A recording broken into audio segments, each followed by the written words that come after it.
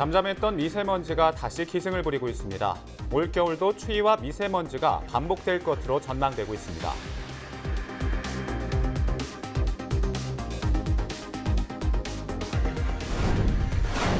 미세먼지가 자주 발생하면서 호흡기 건강 관리에 주의가 요구되고 있습니다. 행정당국도 대책 마련에 몰두하고 있습니다.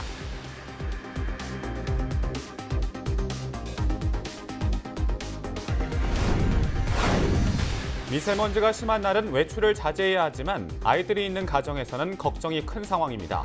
전남 동부권을 시작으로 대부분 지역 어린이집에 공기청정기가 지원돼 학부모의 걱정을 덜게 하고 있습니다. 내년도 어촌뉴딜 300사업 신규 대상지로 전남 37곳이 선정됐습니다. 낙후된 어촌의 생활 인프라를 개선하고 지역의 자생력을 강화할 계획입니다.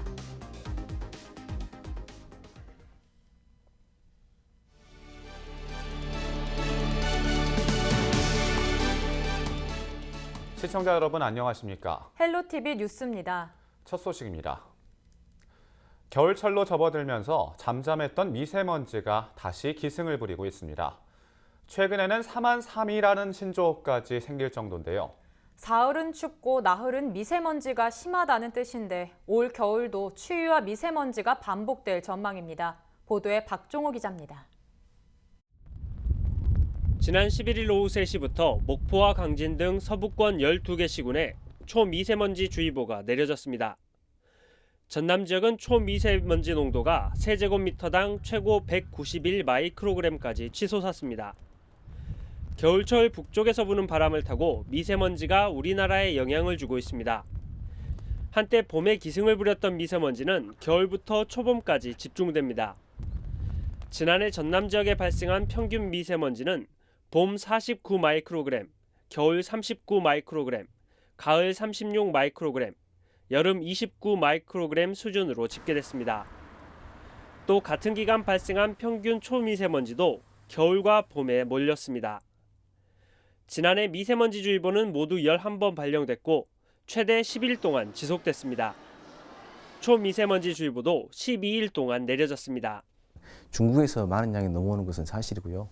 이제 그렇더라도 우리 국내 배출량을 관리를 잘한다면 충분히 이 기저를 더 낮출 수 있기 때문에 고농도 사례가 훨씬 줄어들지 않을까 이런 생각하고 있습니다. 개인들이 특히 겨울철에 난방이 시작되고 하는 이런 화석연료를 태우는 이제 가스나 유류나 이런 것들을 해서 난방을 할 때 나오는 배출이 많다고 이렇게 알려져 있습니다.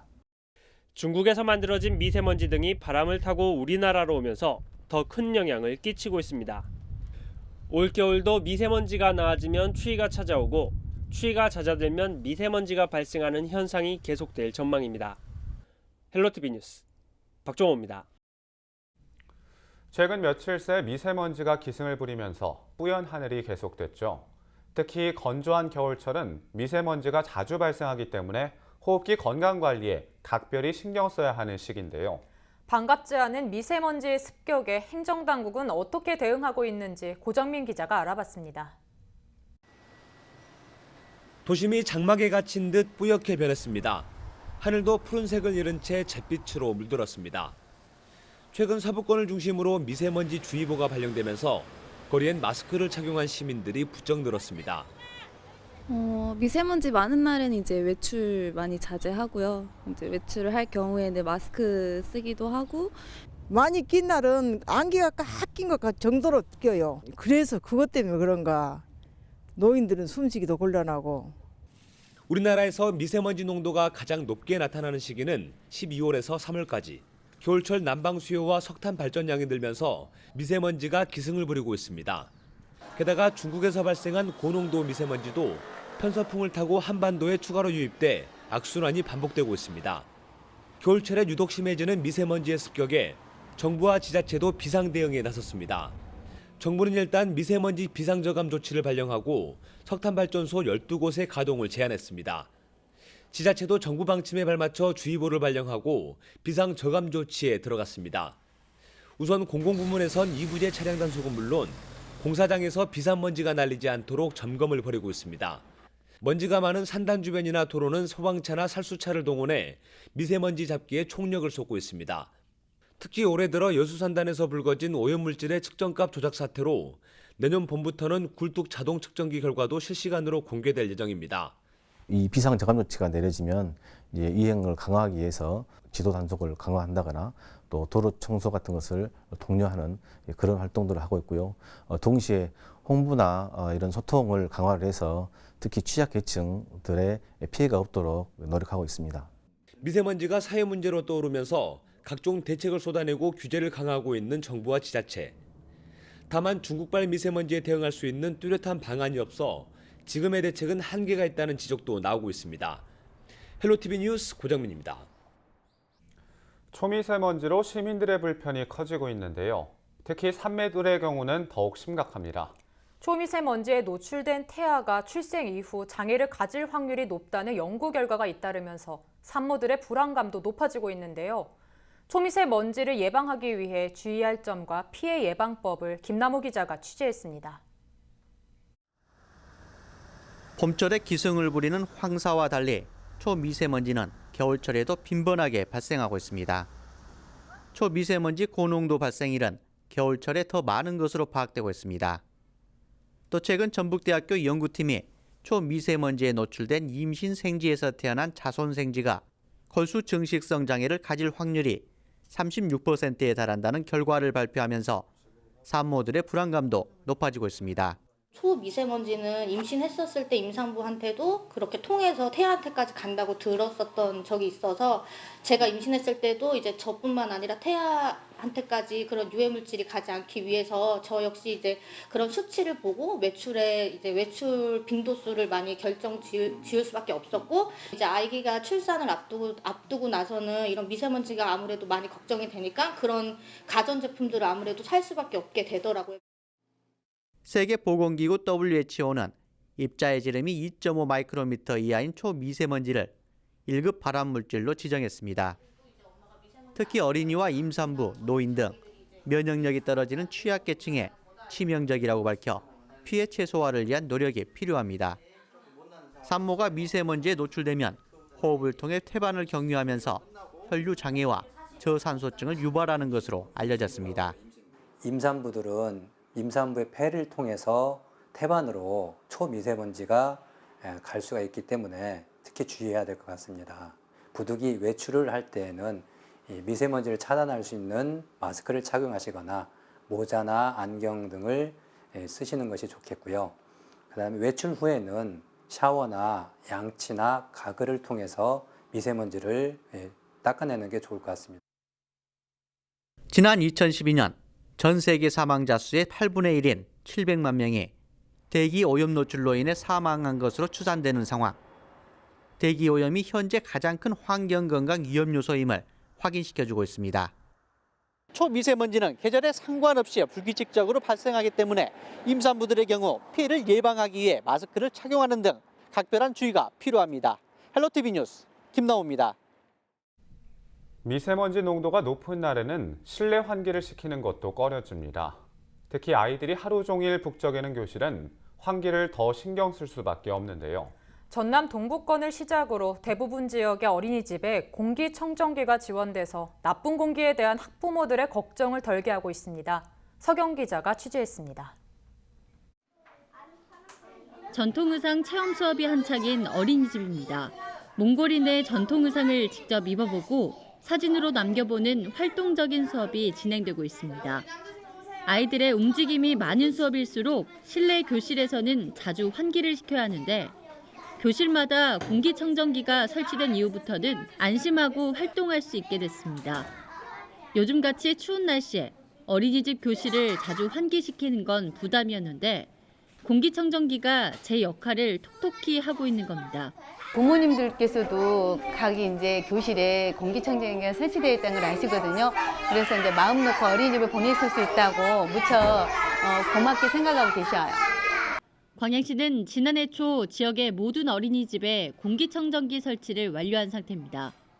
어린이집으로 들어서는 복도부터 교실과 문화공간까지 빠짐없이 공기청정기가 돌아가고 있는 겁니다. 공기청정기 구입뿐만 아니라 필터 교체 비용까지 모두 지원하고 있어서 어린이집의 비용 부담을 줄였습니다. 국가산단이 운영되는 지역의 특성상 학부모들이 안심하고 아이를 키울 수 있도록 지원을 강화한 겁니다. 이후 보건복지부에서 어린이집 공기청정기 지원 정책을 확대하면서 여수시와 순천시를 비롯한 모든 지자체에 지원 사업이 진행되고 있는 상황입니다. 우리 광양시에서는 산업단지가 많은 관계로 해서 보건복지부 사업 이전에 보급을 완료를 하였습니다. 대기 오염으로 실내 활동 공간이 이제 늘어나고 있는 영유아를 위해 지난해 2월 말까지 해서 전체 어린이집 보육실하고 유해실에 저희들 선제적으로 공기청정기를 보급을 했습니다. 성인뿐만 아니라 유아기 호흡기 건강에는 더 치명적인 미세먼지와 초미세먼지, 아이들이 온종일 생활하는 공간까지 섬세한 지원이 이어지고 있습니다. 헬로티비 뉴스 서경입니다. 찬바람과 함께 미세먼지가 찾아왔습니다. 미세먼지 예보를 확인하는 것이 우리 일상이 됐다 해도 과언이 아닌데요. 우리의 건강과 생명을 위협하는 미세먼지는 공포라고 불릴 정도로 걱정이 크지만 그동안 미세먼지에 대한 실효성 있는 대책들은 없어 여전히 불안하죠. 특히나 미세먼지는 호흡기의 깊은 부분을 통과하고 혈관까지 이동해 심혈관 계통의 질환에도 연관성이 있다는 연구 결과도 나오고 있습니다. 최근엔 국내 요인과 함께 중국발 미세먼지 등 국외 요인까지 아우르는 체계적인 미세먼지 저감 계획들을 세우고 실천하는 것이 중요할 텐데요. 우리가 일상 속에서 쉽게 실천할 수 있는 것들도 몇 가지가 있습니다. 미세먼지가 나쁜 날에도 하루 3번 10분씩 환기하기입니다. 공기청정기나 환기 시스템의 필터를 정기 점검하는 겁니다. 또 미세먼지 나쁜 날 격렬한 운동은 자제하는 겁니다. 또한 환경부에서도 2040년까지 초미세먼지 10마이크로그램으로 낮추고 전기나 수소차 판매율을 높이고 탈내 연기관차, 탈석탄 등을 추진한다고 합니다. 체계적인 환경보건 서비스 시스템과 투명한 정보를 지속적으로 제공하며 국민의 건강권이 사수되길 바랍니다. 지금까지 앵커 브리핑이었습니다.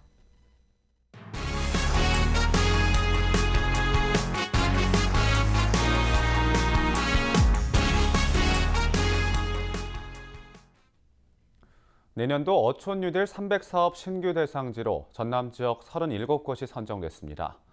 어촌 뉴딜 사업은 정부와 해당 지자체가 예산을 들여 낙후된 어촌의 생활 인프라를 개선하고 지역의 자생력을 강화하는 사업입니다. 해양수산부는 내년도 사업 공모를 실시했는데요. 그 결과 11개 시도와 58개 시군구 250곳에서 신청했으며 대상지에 대해 민관 합동평가단을 구성해 서면평가와 현장평가, 종합평가를 거쳐 최종 120곳이 선정됐습니다. 지역별로는 전남이 37곳으로 가장 많았고 경남 23곳, 충남 14곳 등 순입니다.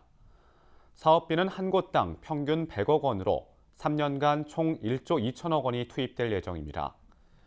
해양수산부는 올해 70곳에 이어 내년 신규 대상지 120곳을 포함해 오는 2022년까지 총 300곳을 선정해 2024년까지 약 3조 원을 투자할 계획입니다. 이와 함께 해양수산부는 강을 기반으로 어업 활동을 영위하는 내륙어촌 재생을 위한 내륙어촌 재생 시범사업도 추진하는데요. 내년에 처음 추진되는 사업으로 전남과 충북 각각 2곳과 경남과 강원, 충남 각 1곳 등 6곳, 총 350원 규모로 진행할 예정입니다. 전라남도와 경상북도가 지속가능한 신성장 동력 확보를 위한 새로운 상생발전 모델을 구축하기 위해 상호 교류 업무 협약을 체결했습니다. 김영록 전남지사와 이철우 경북지사는 경북도청에서 업무 협약을 맺고 문화와 체육 등 다양한 분야의 교류를 시작으로 영호남 어울림 교육 교류 프로그램 운영과 인구 소멸 지역 지원 특별법 제정 공동 대응 등 지역 상생 발전 모델을 구축해 나가기로 했습니다. 또 신라와 백제 문화를 바탕으로 관광 상품을 개발하고 다양한 콘텐츠를 발굴해 영호남 관광 활성화에도 적극 협력하기로 했습니다. 순천시가 교육부의 미래형 교육자치 협력지구 사업 공모에 최종 선정됐습니다. 미래형 교육자치 협력지구 사업은 마을과 학교, 지자체와 교육청이 협력해 학교 교육부터 평생교육까지 아우르는 통합 과정을 운영하는 것으로 순천시는 예산 2억 원을 지원받습니다. 순천시는 지자체가 민간 위탁 형태로 조성한 순천 풀뿌리 교육자치지원센터 기능을 강화해 아동과 청소년, 성인까지 평생 교육을 받을 수 있도록 만들어 나갈 방침입니다.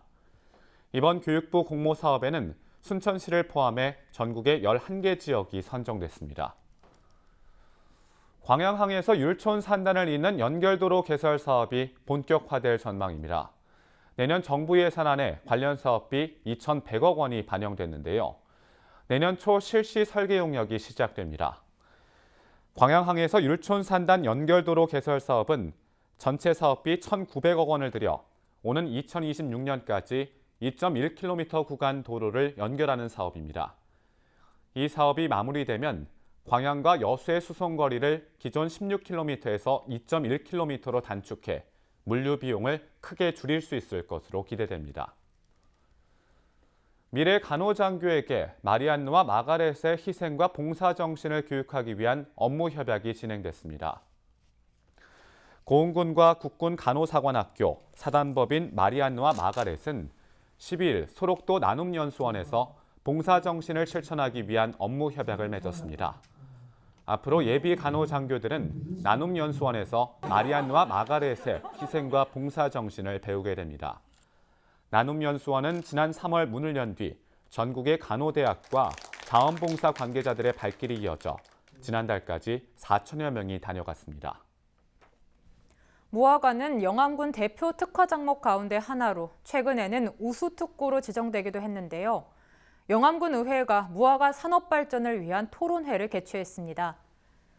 이번 토론회는 영암 무화과의 품질 향상과 유통 개선, 브랜드 개발 추진 등을 위한 자유 토론이 진행됐습니다. 또 유통업자와의 문제점 개선과 생산 방법의 개선, 무화과 실명제 시행 등이 제시됐습니다. 고흥 우도마을은 간조에 따라 오갈 수 있는 곳으로 가족의 섬이라는 별명이 있는데요. 이곳에 LPG 배관망 구축이 완료됐습니다.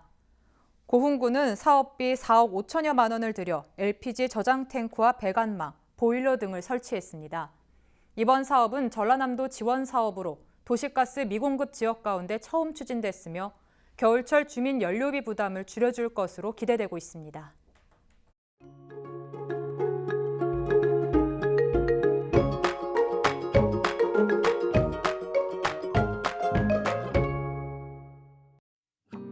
우리 지역 아침 기온 영하 4도로 시작해서 한낮에는 10도에 머물겠습니다.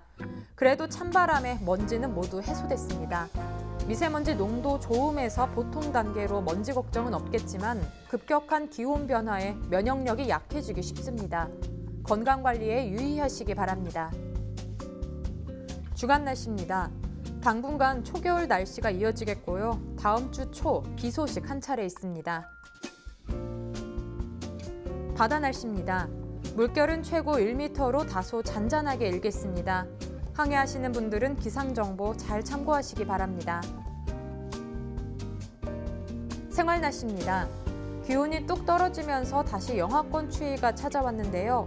사실 기온도 기온이지만 바람이 불어오면서 체감온도는 더 낮습니다. 감기 가능 지수 많은 곳들이 높음, 일부 지역에는 매우 높은 수준까지 올라 있으니까요. 건강관리에 유의하시기 바랍니다. 이번 추위는 금요일 낮 기온이 조금 오르긴 하겠지만 주말까지 영하권 추위가 이어지겠습니다. 지금까지 날씨 전해드렸습니다.